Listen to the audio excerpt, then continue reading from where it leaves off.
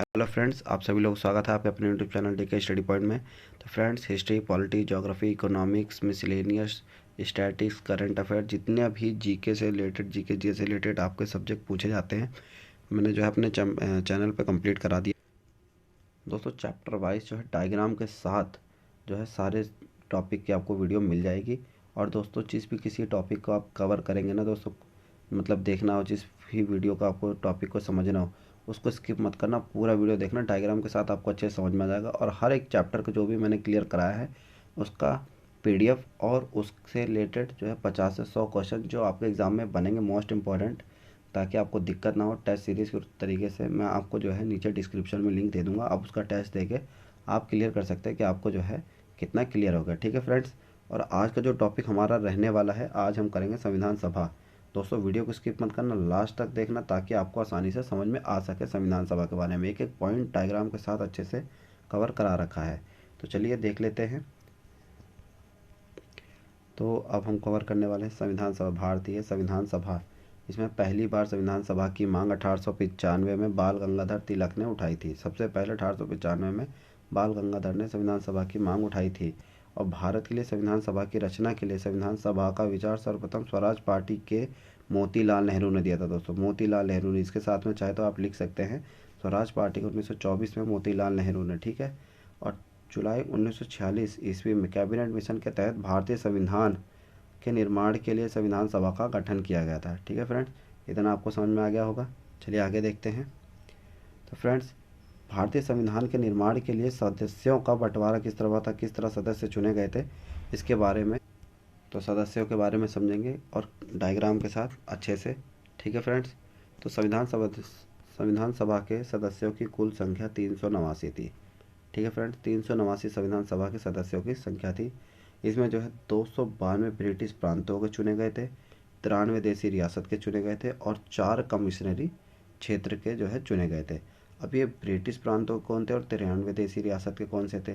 तो दोस्तों, जब अंग्रेज़ों का उस टाइम पे शासन था ना, सन 1946 में, तो उसमें जो है पूरे भारत पे उनका नहीं था, जो है 60% पर अंग्रेज़ों का शासन था। ठीक है फ्रेंड्स, बाकी 40% इसमें राजाओं व अन्य का जो है पावर उनकी थी। ठीक है दोस्तों, ये उनके कब्जे में था। तो जो 292 ब्रिटिश प्रांतों के थे ना, वहाँ से तो जो है ये जो चुने गए इनको बोला जाता था ब्रिटिश प्रांत। और जो राजा रजवाड़े जो चुने गए थे बाकी 40 प्रांतों से, मतलब 40% प्रांतों से, जो अंग्रेज़ों या मतलब बाहरी उनके कब्जे में नहीं था, तो उसको जो है देसी रियासतें बोलेंगे। ठीक है दोस्तों, तो 93 जो है देसी राजा रजवाड़े जो है चुने गए थे। ठीक है फ्रेंड्स, इतना अच्छे से समझ में आ गया होगा। अगर कोई डाउट है तो आप नीचे जो है कमेंट बॉक्स में मुझसे जो है सवाल कर सकते हैं, मैं इसको जो है वीडियो के माध्यम से आपको बता दूंगा। चलिए आगे देखते हैं। डिवाइडेशन समझ में आ गया होगा। अब संविधान सभा की बैठक किस तरह हुई वो समझते हैं।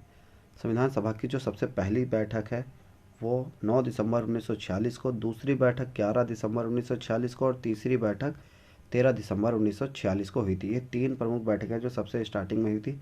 और इनकी जो मुख्य बातें हैं वो क्या क्या एग्जामिनर पूछता है उसके बारे में समझते हैं। ठीक है,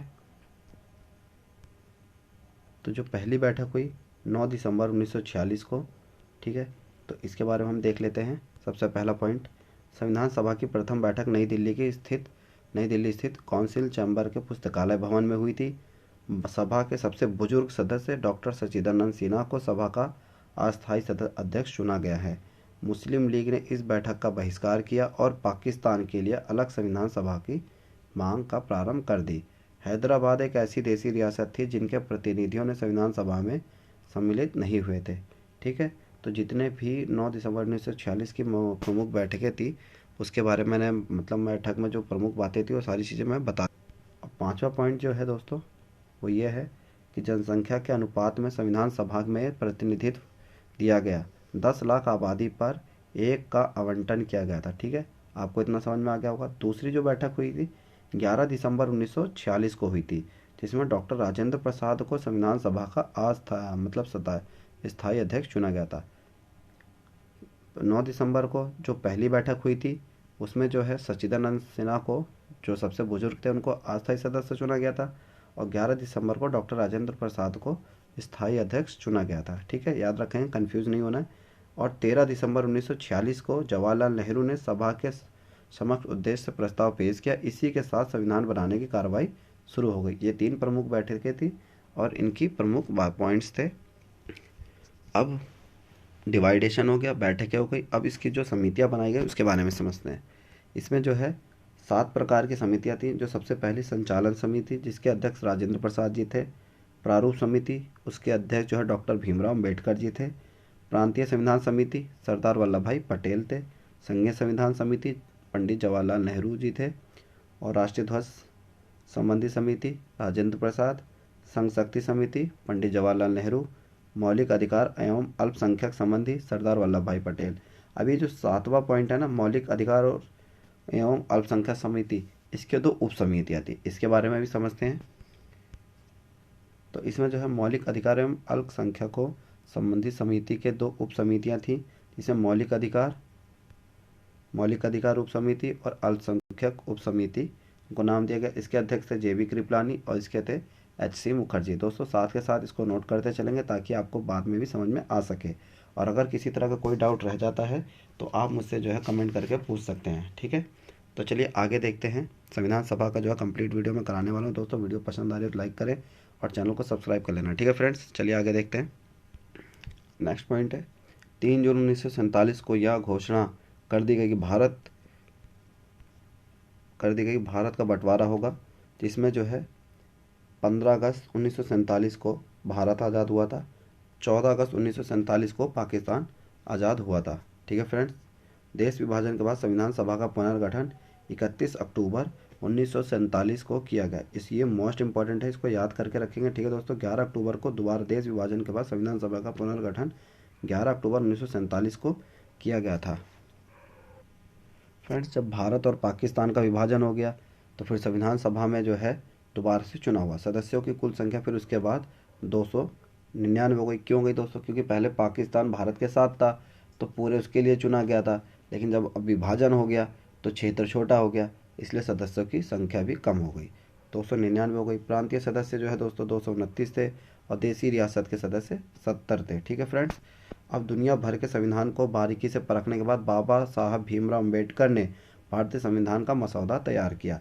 26 नवंबर 1949 को भारतीय संविधान पूरी तरह से तैयार हो गया। इसे संविधान सभा द्वारा पारित किया गया था। क्वेश्चन पूछ लेता है कि भारतीय संविधान किसके द्वारा पारित किया गया था, तो दोस्तों संविधान सभा द्वारा संविधान पारित किया गया था। और टोटल सदस्यों की संख्या याद रखेंगे 299 और पहले कितनी थी 389, ठीक है फ्रेंड्स, याद रखेंगे। चलिए आगे देख, साथ ही कुछ इंपॉर्टेंट पॉइंट्स देखेंगे। संविधान निर्माण की प्रक्रिया में कुल 2 साल 11 महीने 18 दिन लगे, लगभग 3 साल। संविधान के प्रारूप पर कुल 114 दिन बहस हुई थी। संविधान को 26 नवंबर 1949 ईस्वी को संविधान सभा द्वारा पारित किया गया। संविधान सभा द्वारा संविधान पारित किया गया तब 22 भाग 395 अनुच्छेद और 8 अनुसूचियाँ थी। वर्तमान में 22 भाग 395 अनुच्छेद और 12 अनुसूचियाँ हैं। फ्रेंड्स ये जो है अनुच्छेद और भी बढ़ चुके हैं, जैसे 395 का, खा, गा, इस तरह से जो है और भी इसके बढ़ा दिए गए हैं, ठीक है फ्रेंड्स। आगे चलते हैं। संविधान सभा की अंतिम बैठक जो है 24 जनवरी 1950 को हुई थी, ठीक है। और फ्रेंड्स संविधान निर्माण के कार्य में कुल मिलाकर 63,96,729 रुपये खर्च हुए।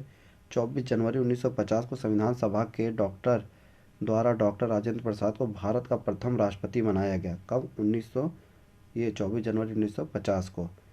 और संविधान 24 जनवरी 1950 को राष्ट्रीय गान अपनाया गया। 26 जनवरी 1950 को राष्ट्रगीत अपनाया गया।